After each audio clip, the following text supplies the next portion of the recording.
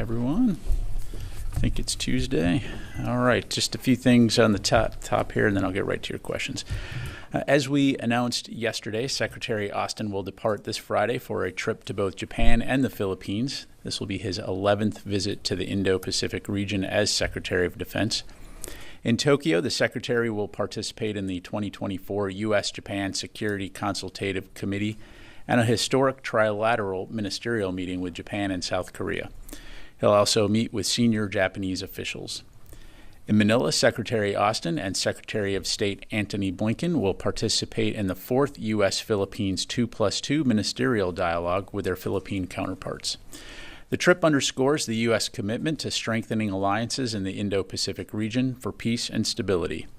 And following his return from the Indo-Pacific, Secretary Austin and Secretary Blinken will host their Australian counterparts in Annapolis, Maryland on August 6th for the 2024 Australia-U.S. ministerial consultations. We'll have much more to provide on the Secretary's upcoming trip and the Australia-U.S. ministerial consultations in the near future.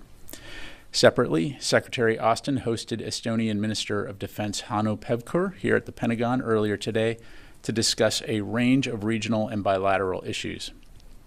The discussions underscored the importance of maintaining NATO alliance unity and countering Russian aggression in Ukraine. The two leaders also emphasized the need to strengthen NATO's credible deterrence and defense, highlighting the importance of continued joint exercises to enhance interoperability and efficiency between military forces.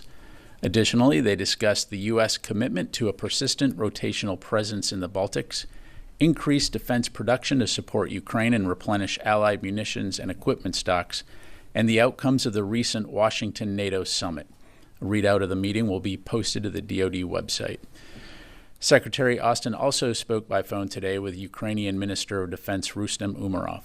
During the call, the Secretary reaffirmed the unwavering support of the United States for Ukraine in the face of Russian aggression.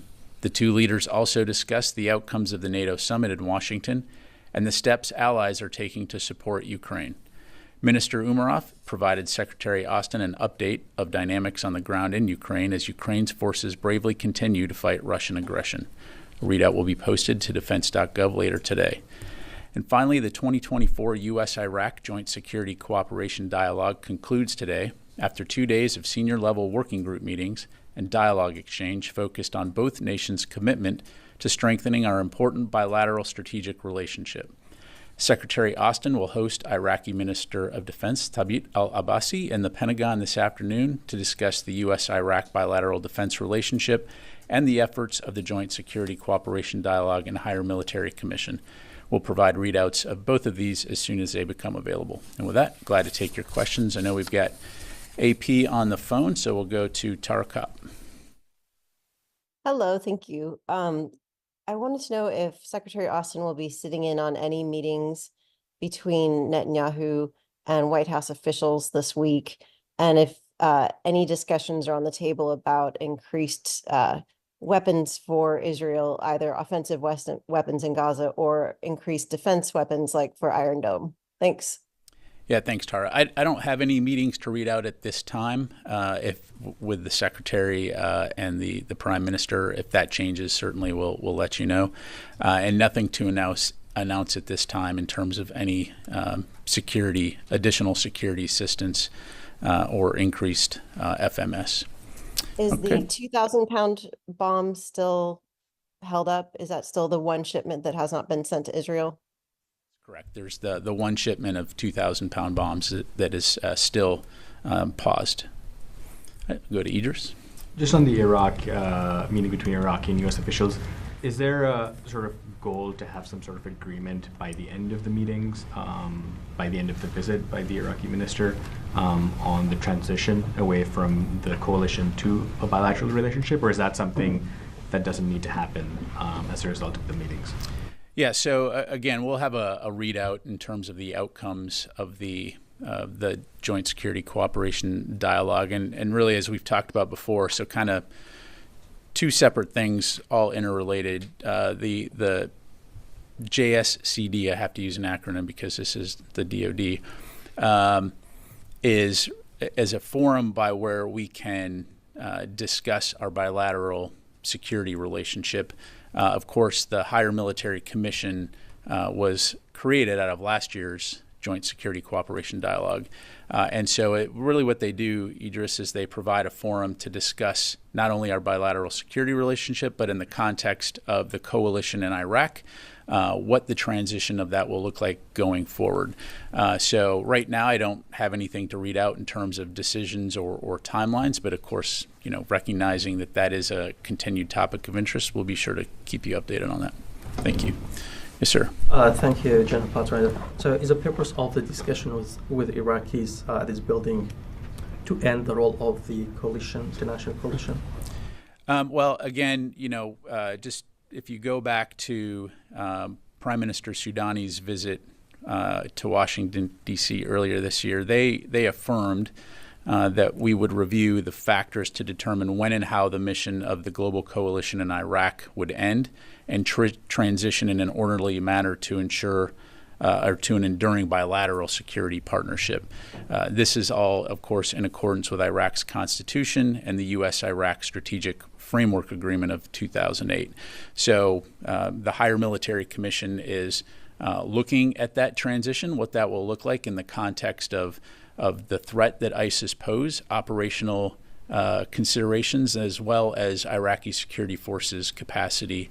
And so, again, nothing to announce right now. We'll be sure to keep you updated on this. One more, if you don't mind, on ISIS.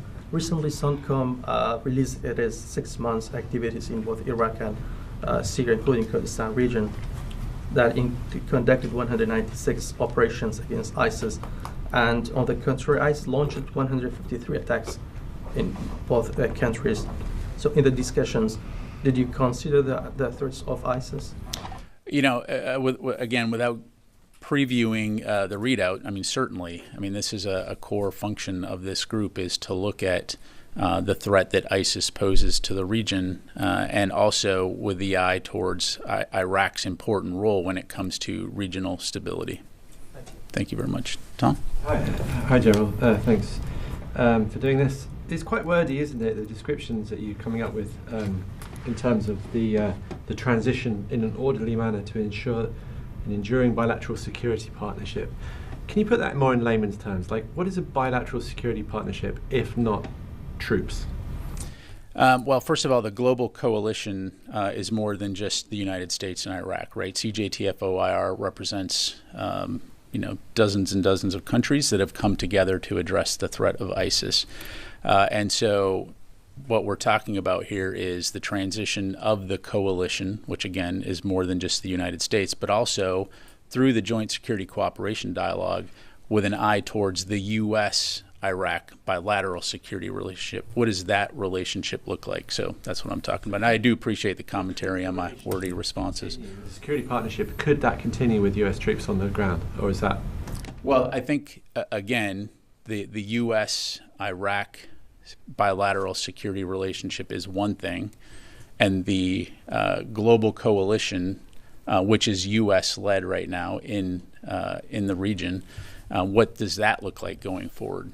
Again, taking into account the three factors that I highlighted. Okay. So, all right, I didn't really hear an answer there, but that's okay.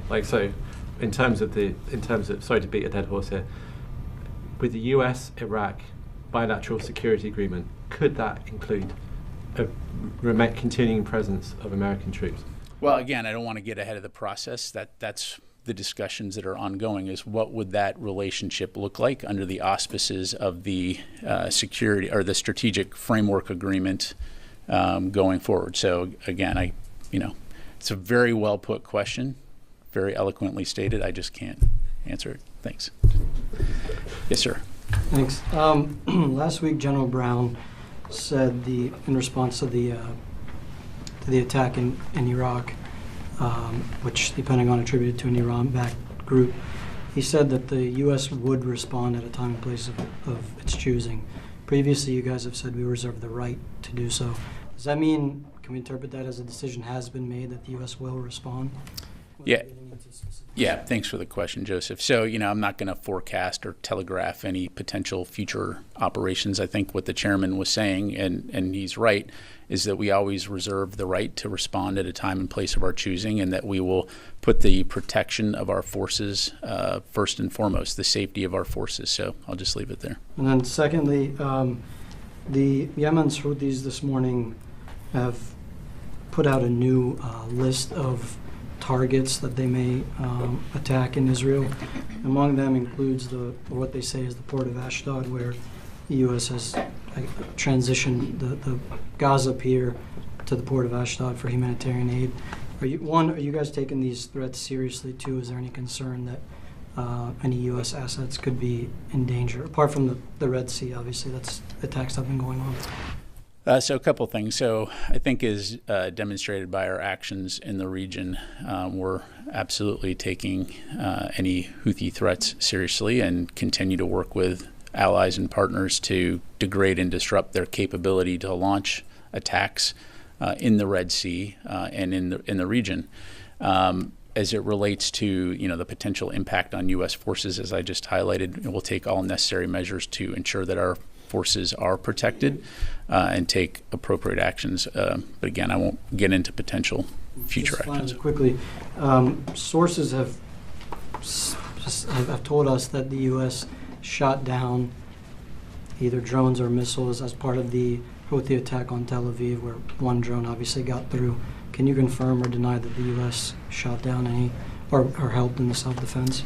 Yeah, I don't have anything to provide beyond what CENTCOM has already put out in their daily CENTCOM updates.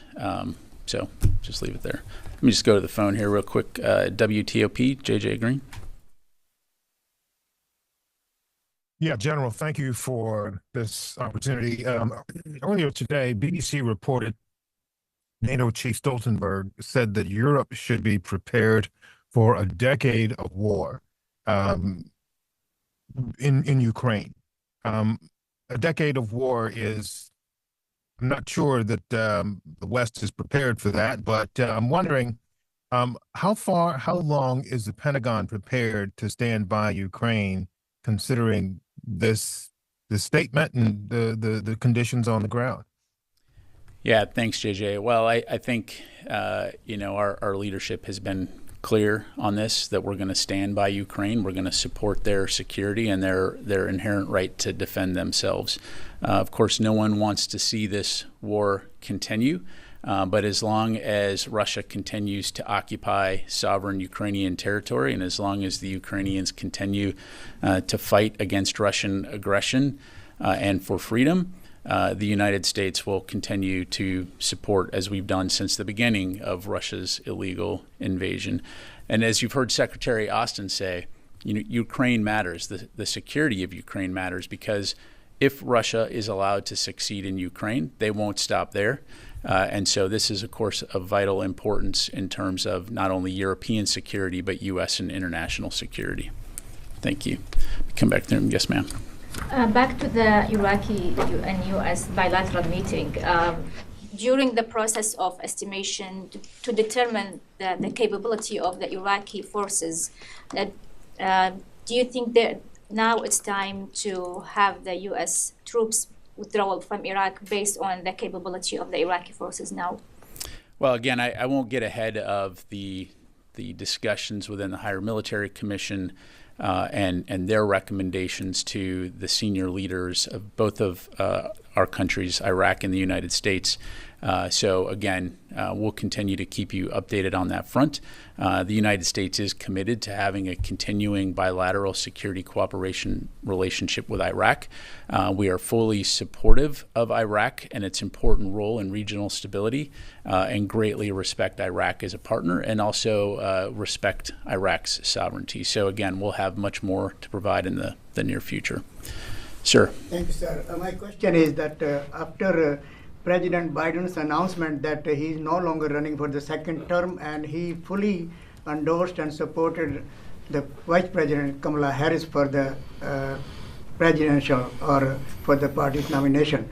My question is that, number one, U.S. never had a female president or commander-in-chief, if this building or military is ready for a female commander-in-chief, and two, if Secretary is getting any messages from around the globe as far as this announcement is concerned, how they feel about this, maybe U.S. will have a female president.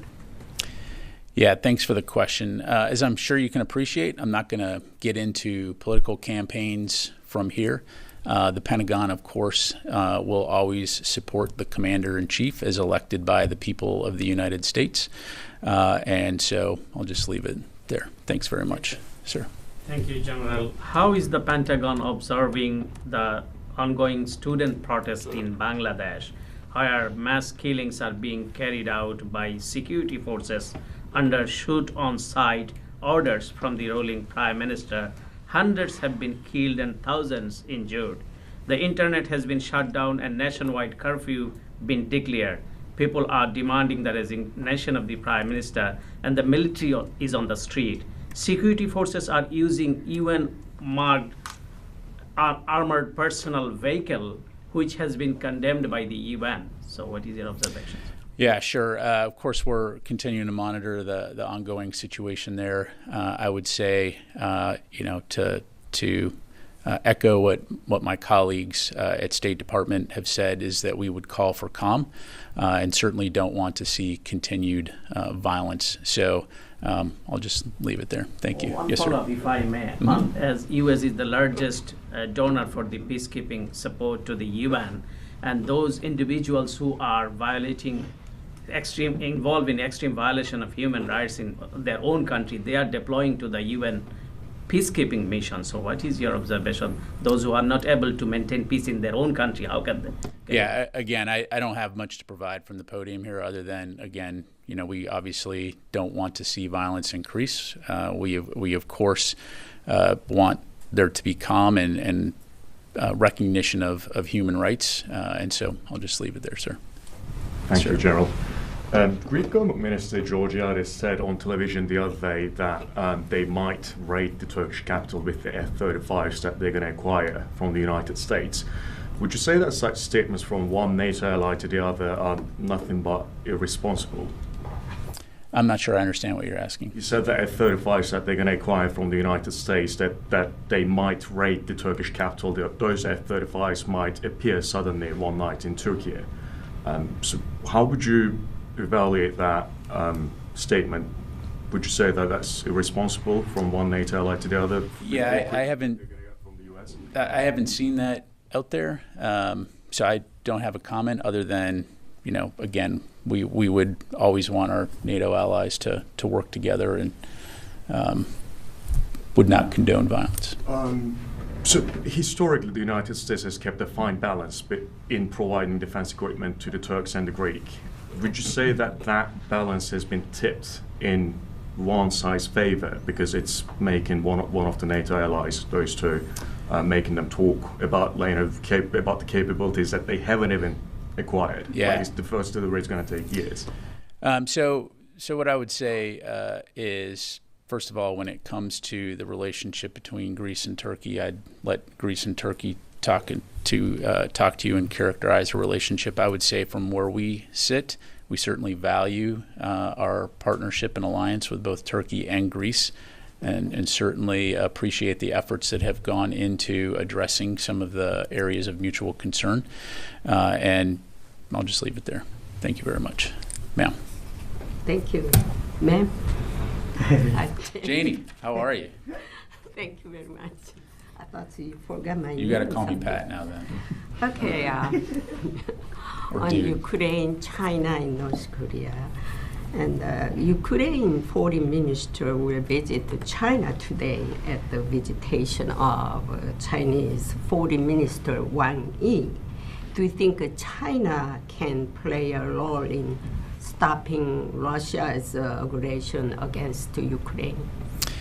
It's an interesting question, Janie. So, certainly, as I mentioned before, we don't want to see the conflict in Ukraine go on forever. We want to see peace in Ukraine, but it has to come in terms that are acceptable to Ukraine. No decisions about Ukraine without Ukraine. And so China can play a productive role in terms of addressing Russia's malign and illegal activity in Ukraine.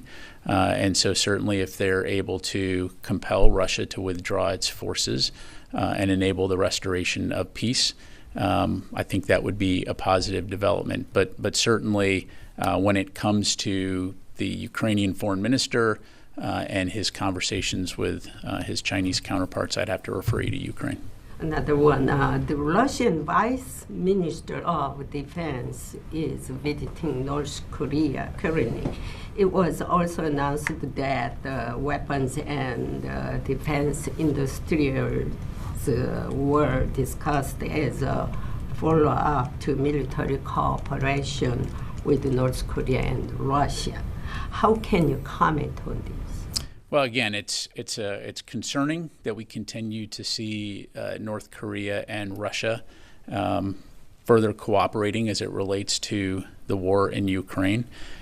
Again, as we've said many times, it's demonstrative of the fact that Russia is now having to seek support from countries like Iran and North Korea in order to obtain additional capabilities as they've experienced some logistical challenges. And so it's something we'll continue to keep a close eye on. Okay, let me come back to the room here. Louis. A couple of questions on the coalition that you're referencing. Is that the global coalition against ISIS? Correct. Okay. So the U.S. presence has been acknowledged to be about 2,500 military personnel in whatever capacity inside Iraq. What is the complementary number of troops from the rest of the global coalition? I'd have to get back to you on that. I don't have that number in front of me. Now, you're talking about in Iraq? In Iraq. Yeah, so when it comes to the number of forces of other countries, that's something we really let other countries address. So, I'm only going to speak to the U.S. in that regard.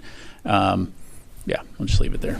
And so these discussions are specifically about the coalition's presence inside Iraq and not necessarily that the coalition itself will be done or that its mission is complete, correct? Well, again, this is something that the higher military commission is looking at, right, in terms of the three factors that I highlighted. What is the threat of ISIS? What are the operational requirements? And then what is the status of the ISF as it relates to being prepared to address the ISIS threat? And so that's not to say that members of the coalition can't play an important role, whatever that may be, as it relates to Iraq's preferences in terms of addressing ISIS. And so that's part of those discussions. Again, recognizing the fact that it's not just the United States. This is an international coalition that 10 years ago came together to defeat ISIS. And so part of this is ensuring that ISIS can't resurge. We know that they remain committed to resurging, and we know that they remain committed to directing and inspiring attacks. And so I think it's a very positive development that the HMC as a forum is able to come together and look at this holistically, also with an eye towards our own U.S.-Iraq bilateral security relationship. And if I could switch gears towards JLOTS, since we're close to the 31st, which is the end of the authorization date, are those components now heading back to the U.S., or when can we expect them to? So the JLOTS components are being packed up. I'm not going to, for operation security reasons and policy reasons, I'm not going to get into specific redeployment timelines. But as we briefed recently, as Admiral Cooper from CENTCOM briefed recently, the JLOTS mission has concluded. He said mission complete. I'm saying it has concluded. Thank you. Thank you. Jared. So just if I could follow up on Joe's question, how concerned is the department that these Israeli strikes in Yemen and vice versa could lead to additional escalation, or is there confidence within the department that this is still largely contained? Yeah, so a couple things here. So again, we've always been concerned about regional escalation and remain so, and so we'll continue to do, take appropriate steps to deter potential an expansion of regional conflict, both through our force presence, but also importantly through diplomatic means.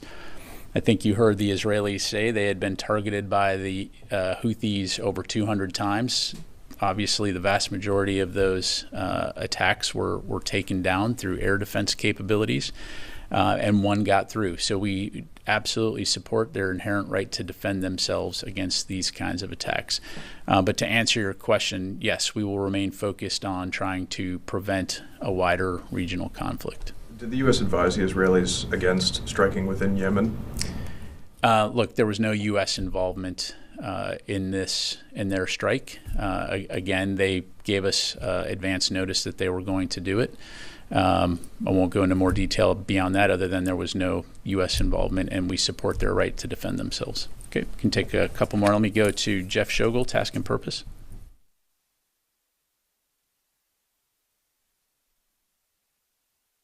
Are you there? Okay, nothing heard. All right, thanks very much, everybody. Appreciate your time today.